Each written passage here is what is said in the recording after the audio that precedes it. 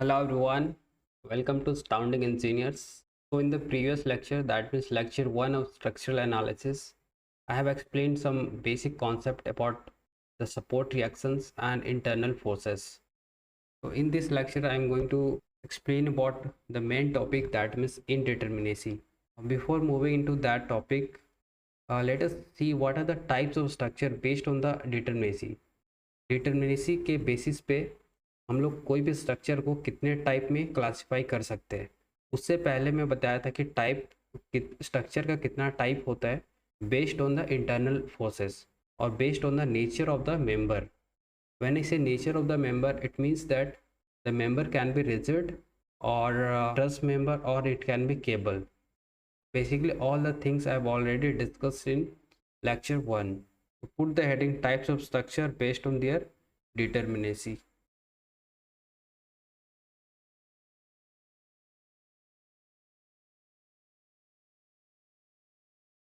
Any structure can be classified into two types. The first one is determinate structure and indeterminate structure. तो सबसे पहले समझ लेते हैं डिटर्मिनेट और इनडिटर्मिनेट में डिफरेंस क्या है। ठीक है, सपोज मैं एक स्ट्रक्चर ले रहा हूँ, एक फ्रेम में ले रहा हूँ जिसका दो बेस है, दोनों फिक्स्ड है। यदि ये फ्रेम या ये स्ट्रक्चर डिटर्मिनेट है तो इसमें जितने भी इक्विलिब्रियम इक्वेशन है that should be sufficient enough to calculate all the external reactions as well as the internal forces. ठीक है, if we can calculate all the unknowns, basically support reactions and internal forces with the help of available equilibrium equation, then the structure is said to be determinate structure. Clear है? तो determinate structure का ये मतलब है, and the vice versa for the indeterminate structure का definition हो जाएगा if all the support reactions and member forces cannot be found out using the equilibrium equation then it will be called as indeterminate structure. So let us see some properties of both these structures. I'm not going to write the definitions here because this will be too basic. Here I am focusing on the concept only. Determinate structure का analysis के लिए we don't require the material properties. When I say material properties, it means that E हो गया, Young's modulus हो गया, shear modulus हो गया, bulk modulus हो गया, these are material properties. Okay, so these things we don't require in case of analysis of determinate structure. Clear है? So what we can write to analyze these structures, material properties are not required. Material properties की बात करूँ, for example क्या क्या हो गया, ई जी के and also cross sectional properties जो होता है ना, वो भी रिक्वायर्ड नहीं होता है। तो यहाँ पे हम लोग लिख सकते हैं as well as and cross sectional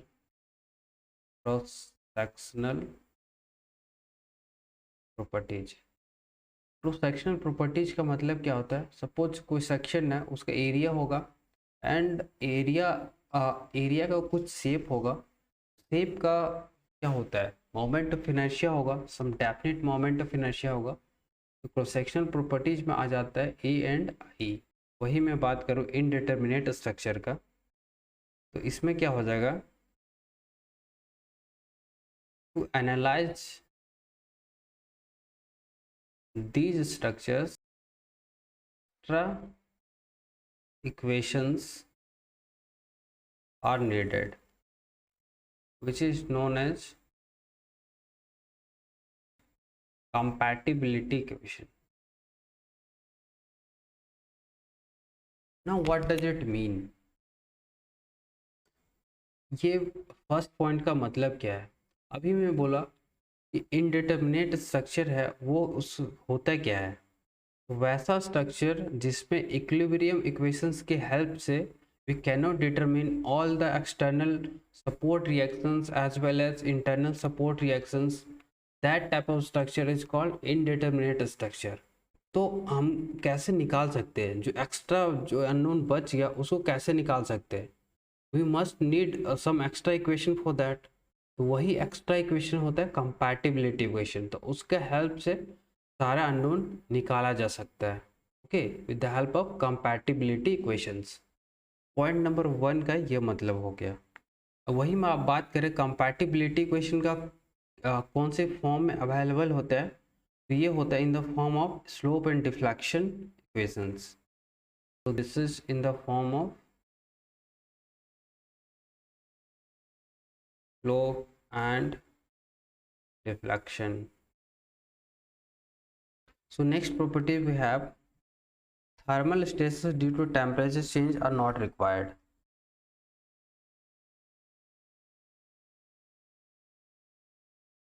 Obviously this thermal stresses will be due to temperature change.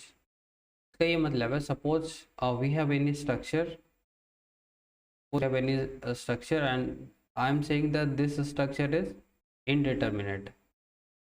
So when this structure is indeterminate, it means that if this structure is subjected to temperature increase, then what will happen?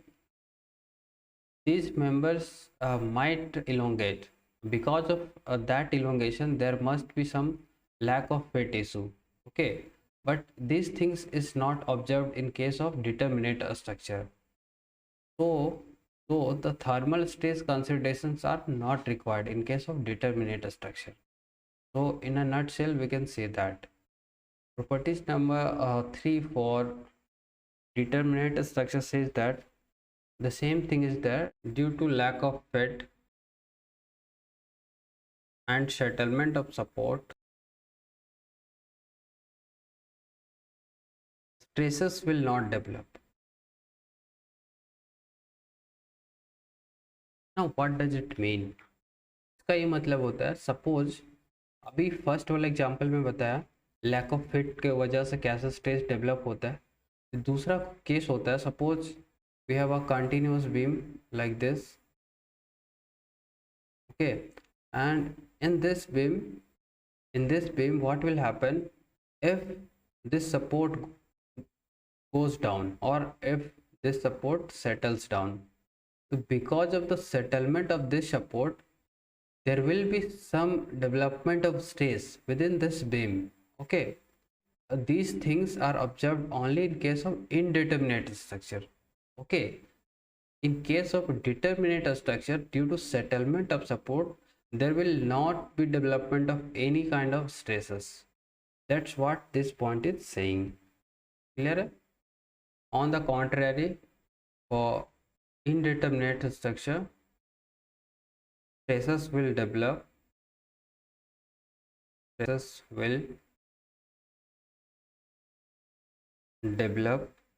due to change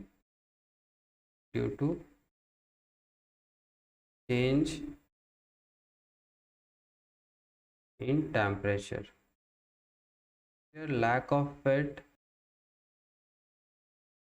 and settlement of support.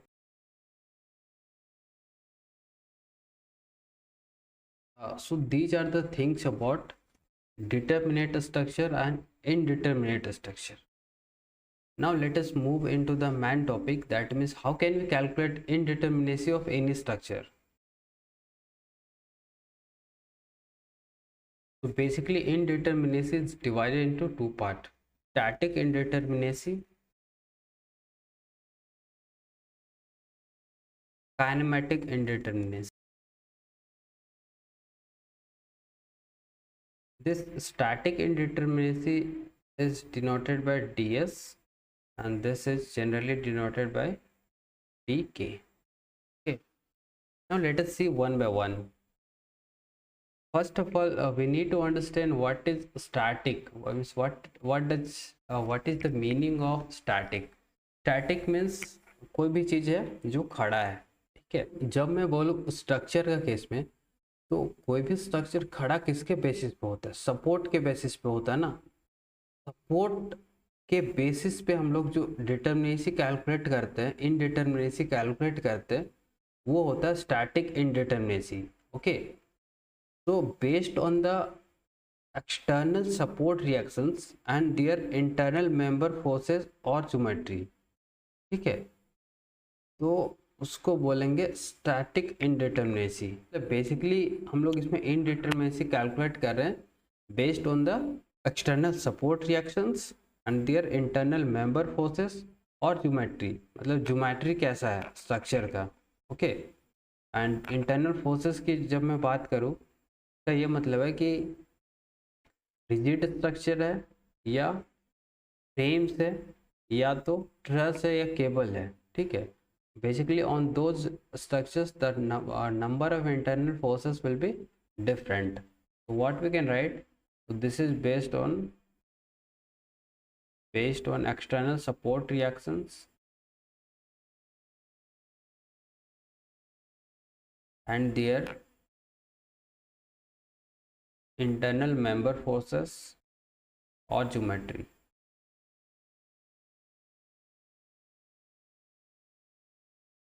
वही मैं बात करूँ kinematic indeterminacy की, तो ये based होता है on degree of freedom available at all joint. ठीक है, काइनेमेटिक में का नाम से पता चल रहा है, काइनेमेटिक का मतलब क्या होता है, कोई भी चीज़ का मूवमेंट। ठीक है, सपोज ये सेम स्ट्रक्चर का एग्जांपल लेके मैं बताऊं, सपोज यही फ्रेम है यानी ये फ्रेम है, suppose due to certain loading ये क्या होगा, इसका जो डिफॉर्मेशन होगा ना, इस तरह से कुछ डिफॉर्मेशन होगा। तो ये डिफॉर्मेशन किसके वजह से हो रहा है, लोडिंग की वजह से हो रहा है। ठीक है, लेकिन ये लोडिंग की वजह से डिफॉर्मेशन को अलाउ कौन कर रहा है, तो ये जॉइंट्स कर रहा है। ठीक है, क्या कर रहा है, जॉइंट्स कर रहा है। तो बेसिकली हम लोग बोल सकते हैं this kinematic indeterminacy is based on their degree of freedom available at all joint, यानी कोई इस स्ट्रक्चर का जो जॉइंट है ये कितने डायरेक्शन में मूव कर सकता है। ठीक है, उसी को बोलेंगे degree of freedom of all the joints, मतलब कोई भी जॉइंट्स का कितना डिग्री ऑफ फ्रीडम है of movement. So this is based on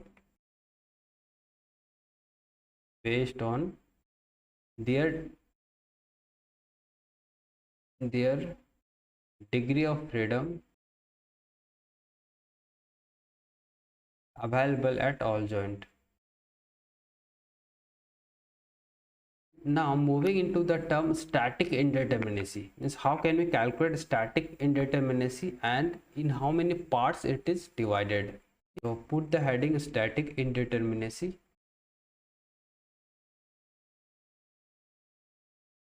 So basically static indeterminacy of any structure can be divided into two parts, external static indeterminacy and internal static indeterminacy.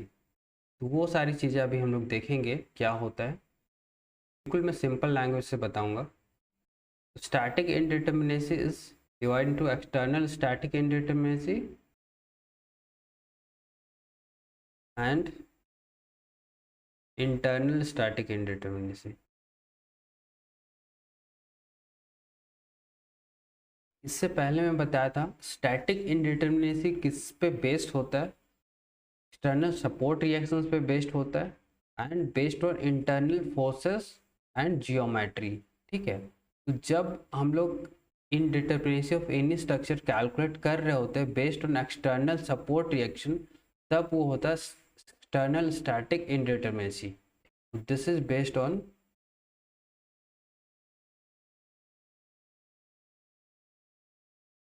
And वही मैं बात करूं internal static indeterminacy का, तो किस पे based होता है, this is based on internal forces of the structure, geometry of the structure. The notation of this is DSC and this is denoted by DSI. okay, now कभी कभी क्या होता है कि जनरली क्वेश्चंस में पूछा जाता है स्टैटिक इनडिटर्मिनेसी पूछा जाता है, कोई भी फ्रेम दे देता है, बीम दे देता है या ट्रस दे देता है। ठीक है, तो उसमें डायरेक्टली पूछा जाता है स्टैटिक इनडिटर्मिनेसी क्या होगा। ठीक है, उस केस में हमको दोनों का समेशन लेना होता है। ठीक है, तो total static indeterminacy will be total static indeterminacy will be DSE plus DSI. Okay, clear है? Now let us learn how to calculate static indeterminacy. There is only one formula for this, and that is valid for all types of structure. External static indeterminacy.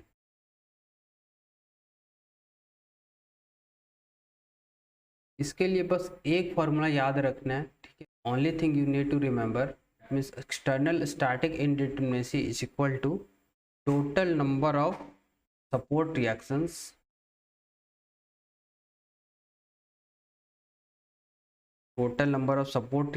Minus number of equilibrium equation.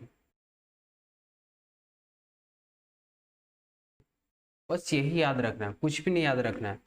जैसा कि अभी मैं बताया कि external static indeterminacy पे हम लोग externally बात करते हैं, मतलब इंटरनल फोर्स या मेंबर लेवल पे हम लोग नहीं जाते हैं. सपोज मैं सेम बात करूँ फ्रेम का जो अभी मैं लिया था, तो इस पे हम लोग बस सपोर्ट का बात करेंगे. एक्सटर्नल स्टैटिक इंडिटरमिनेसी में सपोर्ट का बात करेंगे. यहाँ पे ना ही मेंबर कंसिडर करना है कुछ भी, ना ही जॉइंट्स, इंटरनल जॉइंट्स कंसिडर करना है. Okay, only we need to consider the external support reactions. उसमें कितना अननोन है एंड कितना हमारे पास number of available equilibrium equation है. ठीक है, तो एक इक्वेशन ये याद रखना, this is valid for all types of structure. The structure can be rigid type means beam हो सकता है, फ्रेम हो सकता है, या तो ट्रस हो सकता है. ठीक है, ट्रस बेसिकली रिजिड नहीं हुआ, ये फ्लैक्सिबल टाइप में हुआ, तो ट्रस के लिए भी एप्लीकेबल होगा सेम चीज़, या तो केबल्स के लिए होगा. ठीक है, मेरा यहाँ पे कहने का ये मतलब है कि हम लोग को बस यहाँ पे सपोर्ट से मतलब है. ठीक है, वो फिक्स्ड है या हिंज्ड है या रोलर है. चलो मैं एक एग्जांपल के हेल्प से बताता हूँ. सपोज ये एग्जांपल है, एग्जांपल नंबर 1. दूसरा मैं ले रहा हूँ, एक और एग्जांपल मैं ले रहा हूँ ट्रस का. इसमें जो एक्सटर्नल स्टैटिक इंडिटरमिनेसी का वैल्यू क्या हो जाएगा, total number of external support reactions. तो जैसा कि मैं फर्स्ट लेक्चर में बताया था, फिक्स सपोर्ट के केस में in case of 2D structure number of जो एक्सटर्नल रिएक्शंस होता है वो 3 होता है. यहाँ भी 3 हो जाएगा, तो टोटल नंबर ऑफ अननोन्स कितना आ जाएगा, 6 आ जाएगा, minus total number of equilibrium equation available. Equilibrium equation क्या होता है, summation of F X equal to 0 होता है, summation F Y equal to 0 होता है, एंड मोमेंट इक्वल टू 0 होता है. तो basically 3 number of equilibrium equations are available. यहाँ हो जाएगा 3 एंड इसका आंसर आ जाएगा 3. वही बात करते हैं एग्जाम्पल नंबर 2 का. इस केस में जो DSE का वैल्यू हो जाएगा वो क्या हो जाएगा, यहाँ पे एक्सटर्नल सपोर्ट रिएक्शन कितना हो जाएगा, 3 हो जाएगा. ये हिंज सपोर्ट है इन केस ऑफ 2D, तो यहाँ पे 2 हो जाएगा. ये भी हिंज है तो यहाँ भी 2 हो जाएगा. Total number of external support reaction ये अननोन हो जाएगा, 3 + 4 7 minus number of equilibrium equation available in this case will be 3. तो यहाँ पे आंसर आ जाएगा 4. ठीक है, आंसर क्या आ गया, 4. ये ट्रस की बात करते हैं, तो इसमें जो DSE का जो वैल्यू है ये क्या आ गया, टोटल नंबर ऑफ अननोन्स यहाँ पे 2 होगा, हिंज है यहाँ भी 2 होगा, टोटल नंबर ऑफ अननोन्स 4 हो गया, minus number of equilibrium equation यानी यहाँ भी 3 होगा.